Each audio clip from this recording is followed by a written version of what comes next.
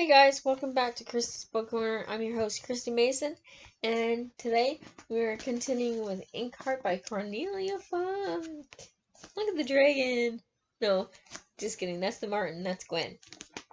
And we are going to read chapter 16. It is a long one. Well, not as long as 17, but we'll get to that later. Here's chapter 16. Chapter 16. Once upon a time. You were just 3 years old, Maggie, Mo began. I remember how we celebrated your birthday. We gave you a picture book, you know, the one about the sea serpent with a toothache, winding itself around the lighthouse. Maggie nodded. It was still in her book box. Mo had twice given it a new dress. We? She asked. Your mother and I. Mo picked some straw off his pants. I could never pass by a bookshop. The house where we lived was very small. We called it our shoebox, or a mouse hole. He had all sorts of names for it, and that very day I bought you another crate full of books from a second-hand bookseller. Eleanor would have liked some of them, he added, glancing at her and smiling. Capricorn's book was there, too. You mean it belonged to him? Megan. Maggie looked at Mo in surprise, but he shook his head. No. But well, let's take it all in order.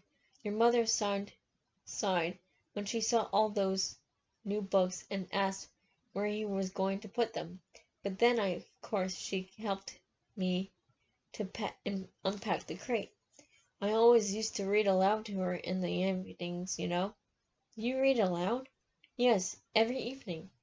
Your mother enjoyed it. That evening she chose Inkheart. She always did like tales of adventures, stories, full of brightness and darkness. She could tell you the names of all King Arthur's knights, and she knew everything about Beowulf and Grendel, the ancient gods and the not quite so ancient heroes. She liked pirate stories too, but most of all she loved books that had at least a knight or a dragon or a fairy in them. She was always on the dragon's side, but by the way, there didn't seem to be any of them in Inkheart, but there was any amount of brightness and darkness, fairies and goblins. Your mother liked goblins as well. Hobgoblins, boogaboos, the Fenderies, the Fultellies, with their butterfly rings. She knew them all. So we gave you a pile of picture books, sat down on the rug beside you, and I began to read. Maggie leaned her head against Mo's shoulder and stared at the blank wall. She saw herself again against its dirty white background as she had looked in old photos, small, with bump legs, very fair. Her little fingers turned the pages as pages of big picture books. We enjoyed the story, her father went on. It was exciting, well written, and full of all sorts of amazing creatures. Your mother loved a book to lead her into an unknown land, and the world into which Inkheart had heard was exactly what she liked. Sometimes the story took a very dark turn, and whenever the suspense got too much, your mother put a finger to her lips, and I read more quietly, although we were sure you were too busy with your own books to listen to a sinister story that you wouldn't have understood anyway. I remember it as if it was yesterday. Night had fallen long ago. It was autumn, with drafts coming in through the windows. We had a lit fire. There was no center heating in our shoebox of a house, but it had a stove in every room, and I began reading the 7th chapter. That's when it happened. Mo stopped. He stared ahead of him as if lost in his own thoughts. "What?" whispered Maggie. "What happened, Mo?" Her father looked at her. "They came out," he said. There they were all of a sudden, standing in the doorway to the corridor outside the room, as if they'd just come in from outdoors. There was a crackling noise when they turned to us, like someone slowly unfolding a piece of paper. I stood I still had their names on their lips. Basta, Dustfinger, Capricorn. Basta was holding Dustfinger by the collar, as if he were shaking a puppet for doing something forbidden. Capricorn liked to wear red even though when he was 9 years younger, and not quite as gunt as he is today. He wore a sword, something I've never seen at close range before. Basta had one hanging from his belt, too, while Dustfinger. Here Mo shook his head. Well, of course the poor fellow had nothing but the horned marten, whose tricks earned him a living. I don't think any of the three of them realized what had happened. Indeed, I didn't understand it myself until much later. My voice had brought them slipping out of their story, like a bookmark forgotten by some reader between the pages. How could they understand what had happened? Basta pushed Dustfinger away so roughly that he fell down. Then he tried to draw his sword, but his hands were white as paper, and they were obviously didn't yet have the strength for it. The sword slipped from his fingers and fell on the rug. Its blade looked as if there were dried blood on it, but perhaps it was only the reflection of the fire. Capricorn stood there, looking around. He seemed dizzy. He was stranger on the spot, like a dancing bear that has been made to turn around too often, and that may well have saved us, or Dustfinger has always claimed. If Basta and his master had been in full command of their powers, they'd probably have killed us outright, but they hadn't fully arrived in this world yet, and I picked up the terrible sword lying on the rug among the books. It was heavy, much heavier than I had expected. I must have looked absolutely ridiculous holding the thing. I probably clutched it like a vacuum cleaner or a walking stick, but when Capricorn staggered toward me and I held the blade between us, he stopped. I stammered something, tried to explain what had happened. Not that I understood it myself, but Capricorn just stared at me with those pale eyes, the color of water, while Basta stood beside him with a hand on his hilt of his dagger. He seemed to be waiting for his master to tell him to cut out all our throats. And what about Dustfinger? Eleanor's voice sounded hoarse too. He was still there. He'd fallen on the rug, sitting there as if paralyzed, not making a sound. I didn't stop to think about Dustfinger. If you open a basket and see two snakes and a lizard crawl out, you're going to deal with the snake first, right? What about my mother? Maggie could only whisper. She wasn't used to saying that word. Mo looked at her. I couldn't see her anywhere. You were still kneeling among your books, staring wide-eyed at those strange men standing there, and their heavy boots and their weapons. I was terrified for you, but to my relief, both Basta and Capricorn ignored you. That's enough talk, Capricorn said finally, as I became more and more entangled in my own words. Never mind how we arrived in this miserable place. Just send us back at once, you cursed magician, or Basta here will cut the talkative tongue out of your mouth. Which didn't sound exactly reassuring, and I'd read enough about those two in the first chapter of the book to know that Capricorn meant what he said. I was so desperately wondering how to end the nightmare and that I felt quite dizzy. I picked up the book. Perhaps it had if I read the same page again, I thought. I tried to establish over the words while Capricorn glared at me, and Basta drew the knife from his belt. Nothing happened to the two of them, just stood there in my house, showing no signs of going back into their story, and suddenly I knew for certain that they might not meant to kill us. I put down the fatal book, picked up the sword. I dropped on the rug.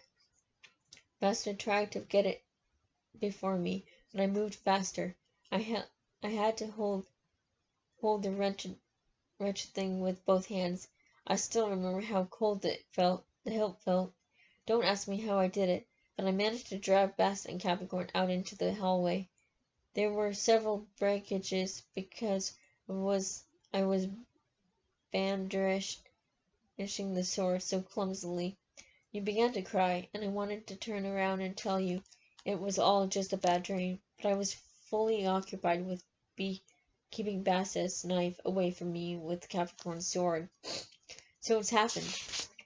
I kept thinking. You're in the middle of a story exactly as you've always wanted, and it's horrible. Fear tastes quite different when you're not just reading about it, Maggie. And playing hero wasn't half as much as I expected.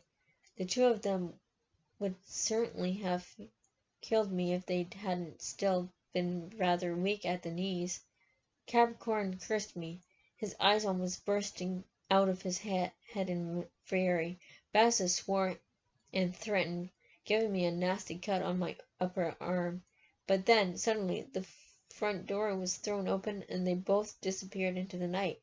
Still reeling like drunks, my hands were trembling so much I could hardly manage to bolt the door.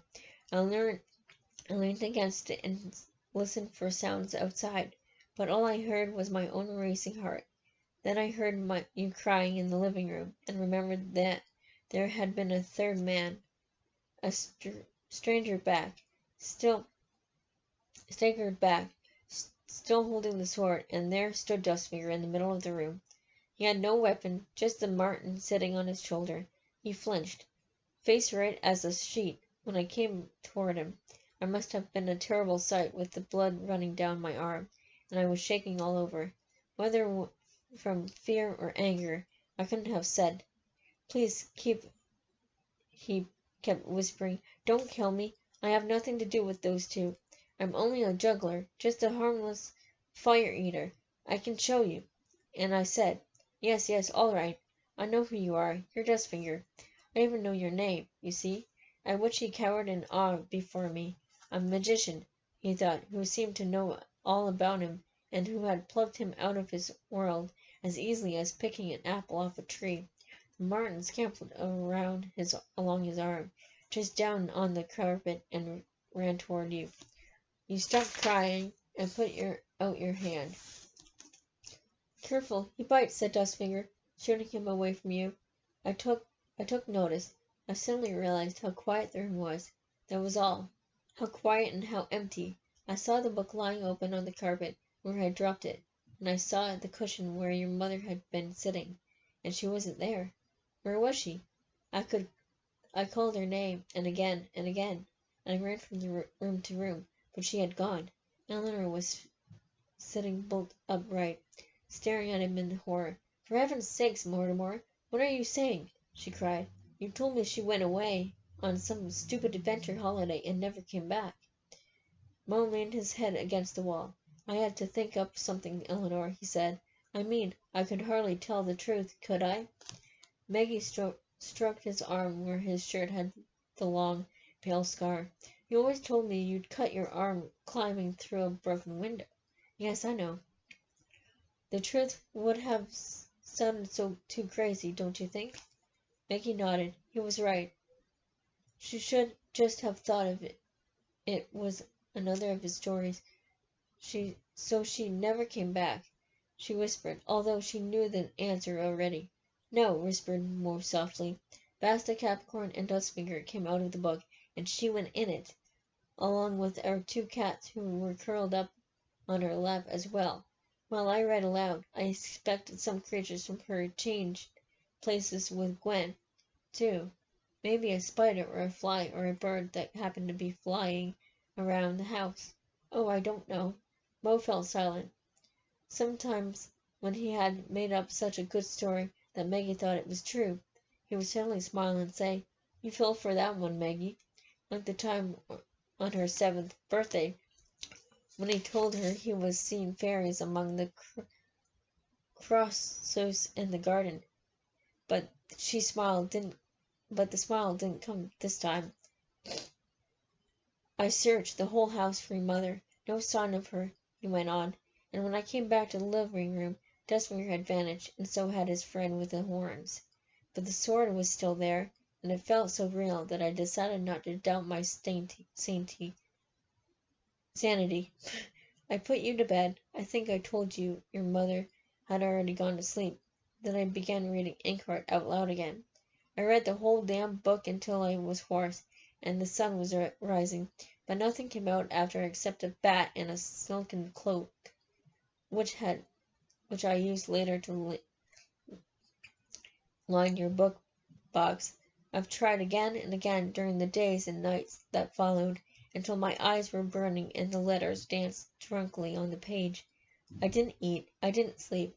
I kept making up different stories for you to explain where your mother was, and I took good care of you never in the room with me when I was reading aloud, in case you disappeared too. I wasn't worried about myself, oddly enough. I had feelings that the person reading the book ran no risk of slipping into its pages. I still don't know whether I was right. Mo flicked a midget of his hand. I read it until I couldn't hear my own voice anymore. He went on, "But your mother didn't come back.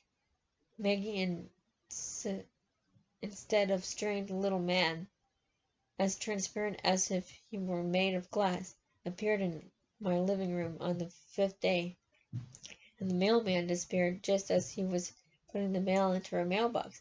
I found his bike out in the yard. After that I knew that neither walls nor locked doors could keep you safe, you or anybody else, so I decided to never read aloud from my book again, not from Inkheart, nor from any other book."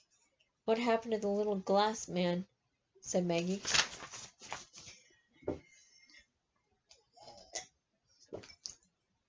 "Just in case." Mo sighed. He broke into little pieces on a few days later, when a heavy truck drove past the house. Obviously, very few creatures move easily from one world to another. We both know what fun it can be to get right into a book and leave there for a while, but falling out of a story and suddenly finding yourself in this world doesn't seem to be much fun at all. It broke Dustfinger's heart, or he has a heart, does he?" inquired Eleanor bitterly. "It would have been better for him if he didn't," replied Mo. More than a week passed before he was back at my door again. It was night, of course. He prefers night to day. I was just packing. I decided it was safer to leave since I didn't want to be driving Bast and Capricorn out of my house at Sword Point again. Dustfinger's reappearance showed that I was right to feel anxious. There's a dog in my house. It was well after midnight when he turned up, but I couldn't sleep anyway. Mo stroked Maggie's hair. "You weren't sleeping well then either." He had a bad dream. However much I tried to keep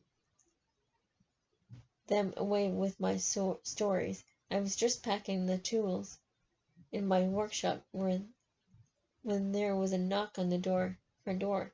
A very soft, almost fugitive knock. Dustfinger emerged from the dark as suddenly as he did when he came to our house 4 days ago. Heavens, was it really only 4 days? Well, when he came back that first time, he looked as if it had been too long since he'd eaten. He was thin as a stray cat, and his eyes were dull. "Send me back," he begged. "Send me back. This world will be the death of me. It's too fast, too crowded, too noisy. If I don't die at home, sickness, I have starved to death. I don't know how to make a living. I don't know anything. I'm like a fish out of water, he said, and he refused to believe that. I couldn't do it. He wanted to see the book and try to for himself, even though he couldn't scarcely read. But there was no way I could let him have it. It would have been like giving away the very last part of your mother. Luckily, I'd hidden it well, and let Josephine sleep on the sofa, and came down the next morning to find him still reaching.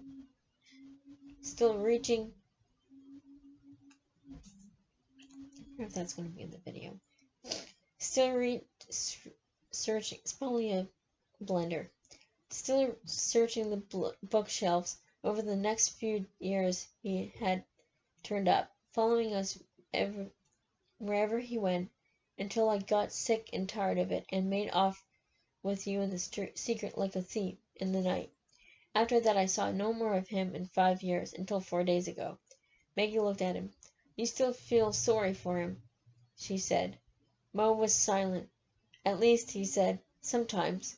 Eleanor's comment on that was a snort of contempt. You're even crazier than I thought, she said. It's that idiot's fault. We're in this hole. It's his fault if they cut our throats, and you still feel sorry for him? Mo shrugged his shoulders and looked up at the ceiling, where a few moths were fluttering around the naked light bulbs.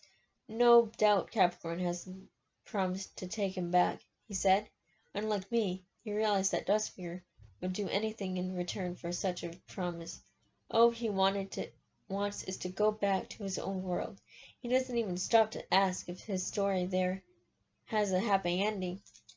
Well, that's no different from real life, remarked Eleanor gloomily. You never know if things will turn out well. Just know our own stories looks like it's coming to a bad end. Maggie sat with her arms clasped around her legs, her chin on her knees, staring at the dirty white walls in her mind's eyes as saw the end in front of her, the end with the horns, Martin sitting on it, and she felt as if her mother were looking out from beyond the big capital letter. Her mother as she was in the faded photograph under Mo's pillow. She should have run away after all. Did she like it in that other world? Did she still remember her daughter? Or were Maggie and Mo just a faded picture for her too?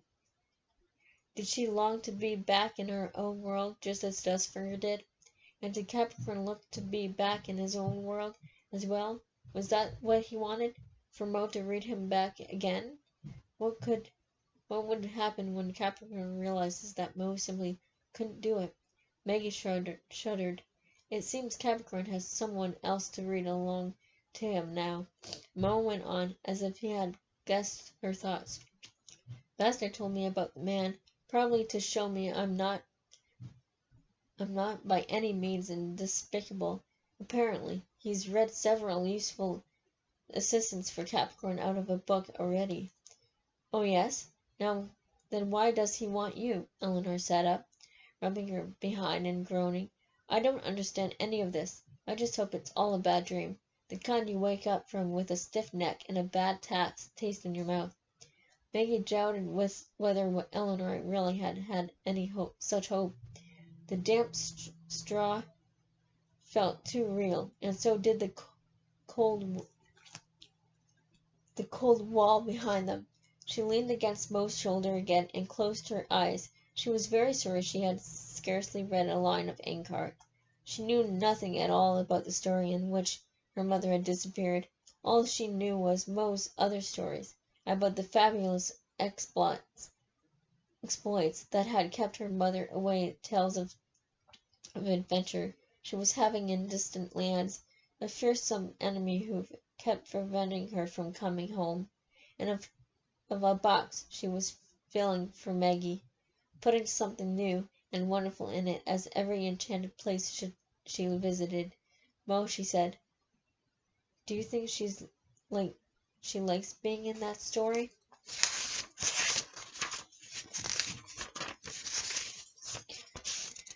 I'm sorry, through more pages. It took Mo quite a long time to answer. She certainly liked fairies, he said at last, although they're deceitful little things, and if I know her she'll be putting her bowels of milk for goblins. Yes, I think she'd be like that part of it. So yeah, so what wouldn't she like? Maggie looked at him anxiously. Mo hesitated. The evil in it, he finally said.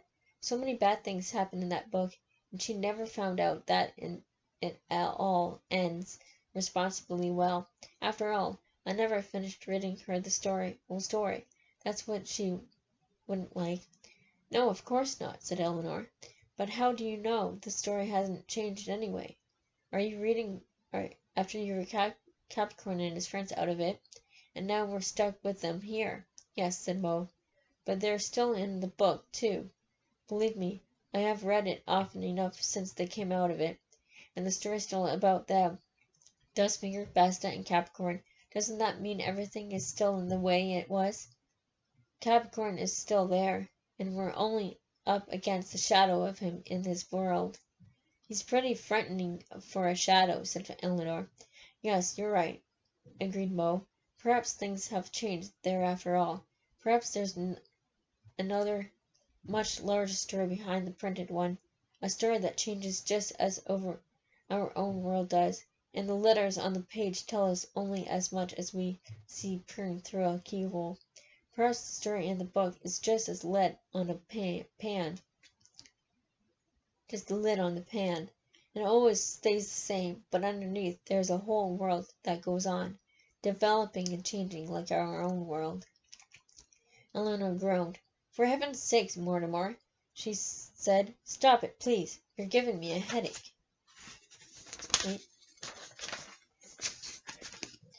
It made my own headache when I tried to make sense of it all, replied Mo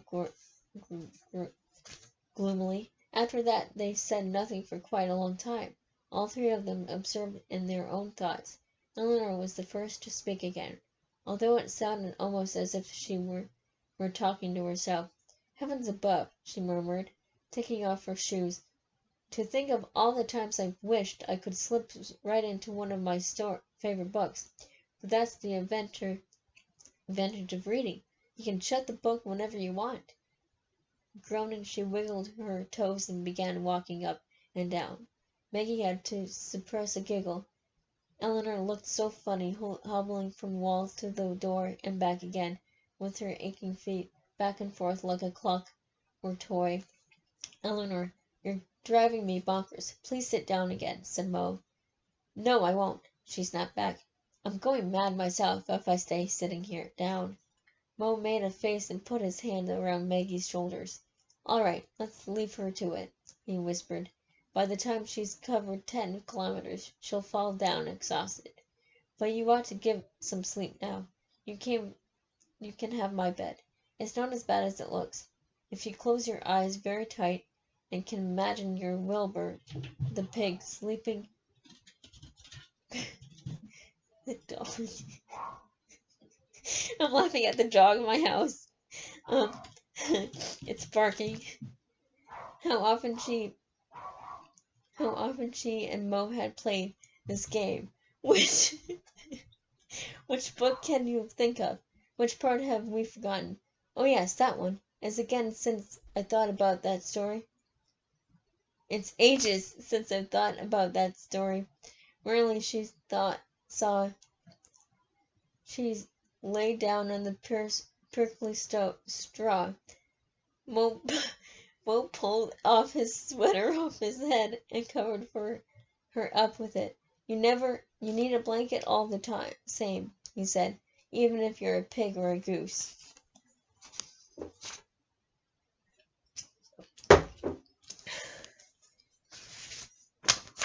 Oh my god. Okay, we're almost done, yay!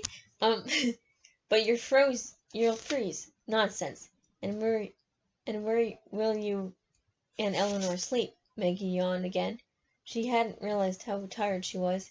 Eleanor was still pacing from wall to wall. What's all this about sleeping? She said. We're going to keep watch, of course. All right, murmured Maggie, burning her nose in Mo's sweater. He's back with me, she thought, as Rosalie weighted down her eyelids.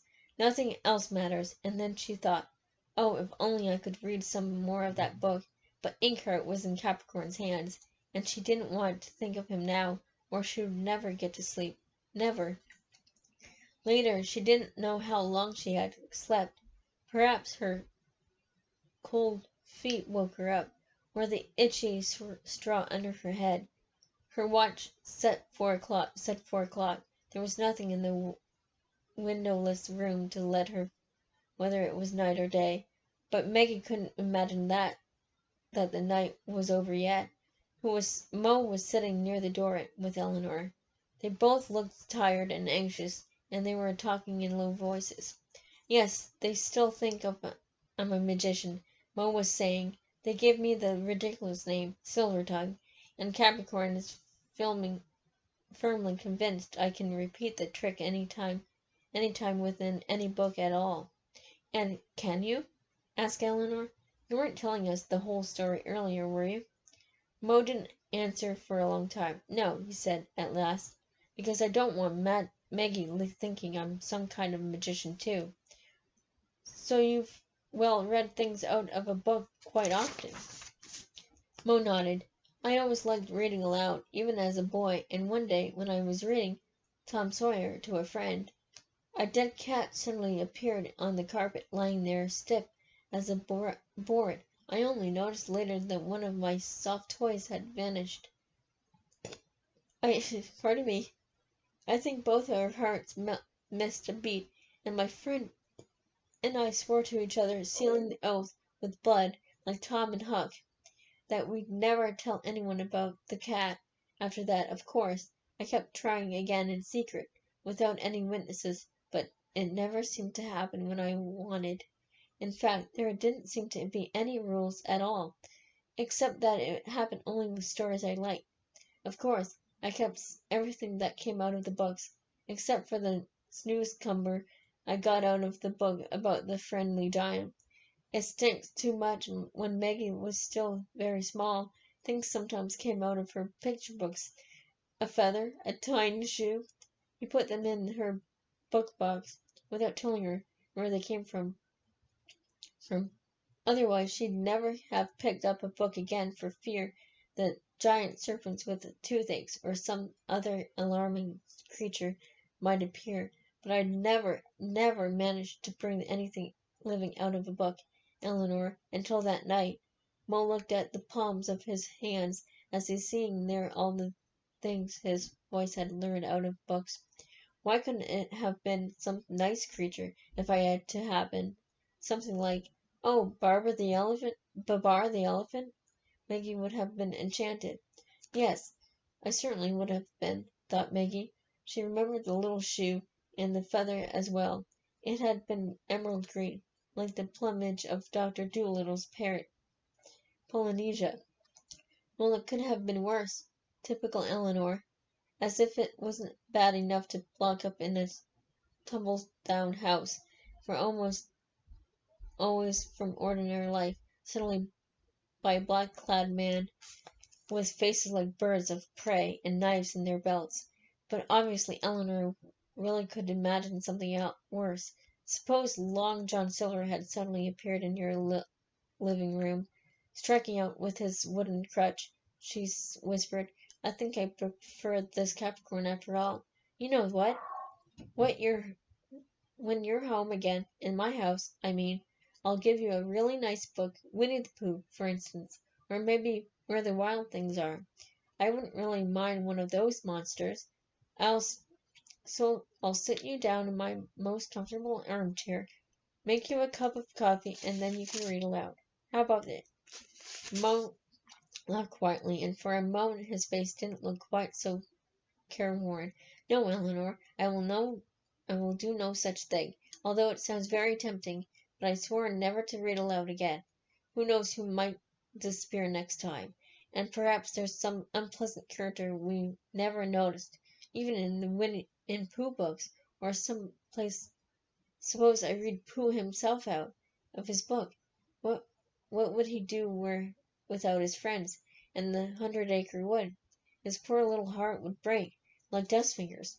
Oh, for goodness sake! Eleanor impatiently dismissed this idea. How often do I have to tell you that fool has no heart?